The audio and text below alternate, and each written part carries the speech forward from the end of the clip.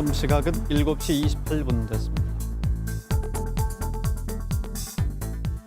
코로나19 확산세가 다시 이어지면서 노래각시군들이 겨울 축제를 강행 갈지 취소해야 할지를 놓고 고민에 빠졌습니다. 겨울 축제들은 강원도의 적지 않은 지역 경제 파급 효과를 가져오기 때문인데요. 이슈앤 토크, 오늘은 이 내용을 전문가와 함께 깊게 생각해 보겠습니다. 한국지역창생연구소의 전영철 소장 스튜디오에 모셨습니다. 네, 소장님 어서 오십시오. 네, 안녕하십니까. 반갑습니다.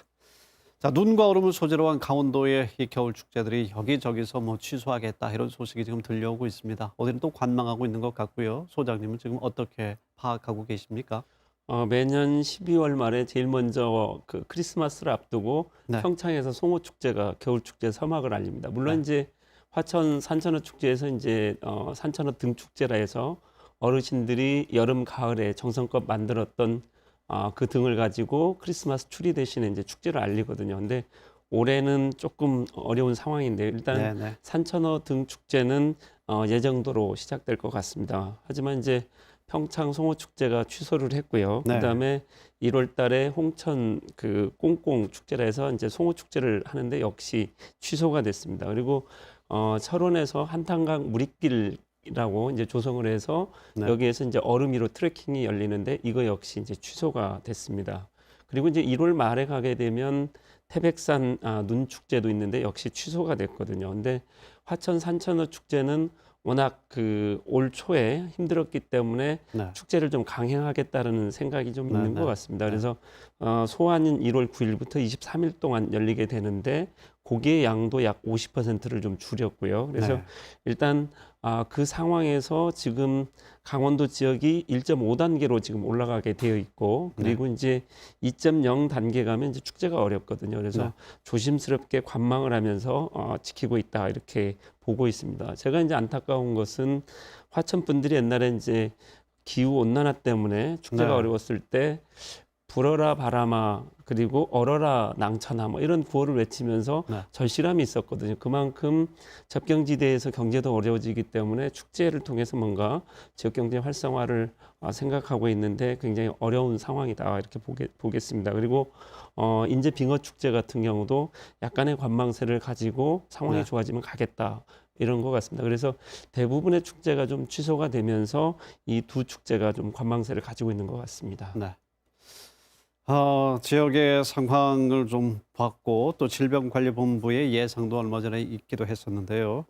우리 지역의 겨울축제의 행사의 어떤 특수성까지 고려했을 때 전문가로서 어떻습니까? 진행을 해도 될까요? 아니면 지금 취소를 해야 하는 걸까요?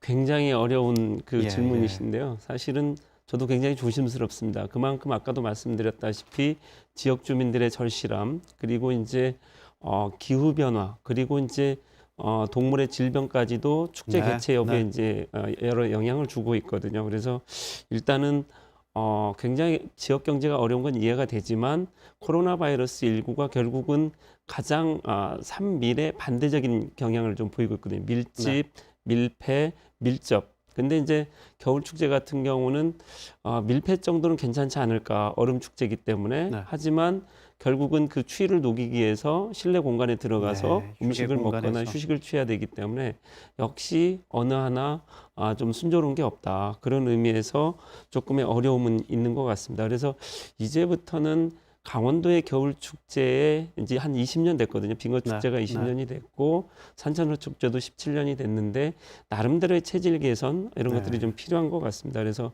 마을 단위의 축제 또는 낚시만이 아닌 겨울의 컨텐츠 우리가 옛날에 즐겼던 여러 가지 산촌의 문화나 농촌의 문화를 축제 때 이것들을 소비하는 그런 거기 때문에 약간은 좀 변화를 좀 줘야 된다. 그래서 조심스럽지만 일단은 좀 관망을 하면서 예의주시해야 된다 이렇게 보고 있습니다. 네. 대규모의 어떤 빅 이벤트성 행사의 경우는 체질 개선이 상황에 맞게 좀 필요하다는 말씀이신데요. 지난해부터 참 어렵습니다. 네, 지난해와 또 올해 예상되는 상황을 놓고 봤을 때 우리 지역 경제에 겨울 축제 취소가 미치는 영향은 어느 정도나 된다고 봐야 할까요? 일단은 거의 화천이나 그다음에 이제 아까 철원도 말씀하셨지만 농산물을 이제 가을까지 거두어서 결국은 외부에서 방문하는 분들이 이 축제를 통해서 많이 소비를 하거든요. 그렇기 네. 때문에 굉장히 어렵고요. 그다음에 산천어 축제는 100만을 넘어서더니 그 2019년도 그때는 180만까지 갔거든요. 예, 예. 평창 송어 축제도 70만이기 때문에 거의 화천 산천어 축제 하나만 놓고 봐더라도 경제적 파급 효과가 1,000억까지, 그러니까 물론 유발 효과까지 포함을 하고 있지만 네. 그로 인해서 일자리 창출이나 아니면 농한계 극복 여러 가지 변수가 있기 때문에 이제 그렇게 된 거거든요. 다행인 것은 산천어 등 축제는 이제 가기 때문에 네. 그걸 활용해서 농산물 판매장에서 뭔가 판매를 한다든가 이런 방법을 좀 강구해야 될 것 같고요. 그다음에 네. 어느 시기에 축제 관광객들이 몰리는 시기보다는 1년 12달 이제 늘리는 그런 확장 전략이 좀 필요하다고 보겠습니다. 네. 요즘에 비대면 또 온라인 축제를 많이 하는데요. 이런 네. 재창조 축제의 효과는 어떻게 보십니까? 글쎄요, 이제 이것도 역시 정답은 아니라고 저는 좀 보고 예. 있거든요. 왜냐하면 축제는 현장에 있는 거고 네. 사람들의 숨소리, 눈동자, 그다음에 그렇습니다. 역동성이 있어야만이 그렇습니다. 축제가 이제 호흡할 수 있는데 축제를 잊히지 않기 위해서 이 축제를 비대면으로 하는 것 같습니다. 물론 이제 예술제 같은 경우는 작가의 정신이나 이런 것들을 동영상을 통해서 이제 더욱더 깊게 가져가지만 상황에 따라서 좀 다르거든요. 그래서 네. 농산물 축제는 이게 가능하고 그다음에 겨울 낚시 축제는 조금 어렵다 이렇게 보고 있습니다. 그래서 올 초에 축제 그 고장이라고 알려진 영국 에딘버러에서 거의 대부분의 축제를 취소하면서 메시지를 좀 강하게 보낸 게 있습니다. 결국은 1947년에 2차 세계대전이 끝나면서 인간성을 회복하기 위해서 우리는 축제를 했다. 네. 그런 정신이 팬데믹 상황에서 더욱더 필요하다. 그래서 네. 강원도 축제도 나름대로 그러한 정신의 구현. 그래서 물산 중심 또는 낚시 중심의 축제에서 우리의 겨울 문화를 나누는 일종의 잔치라고 할까요? 네. 그런 전환이 좀 필요하겠다. 저는 이렇게 네. 보고 있습니다. 선제적이고 어떤 적극적인 체질 개선의 노력을 시작해야 되겠다 하는 생각을 다시 한번 하게 됩니다.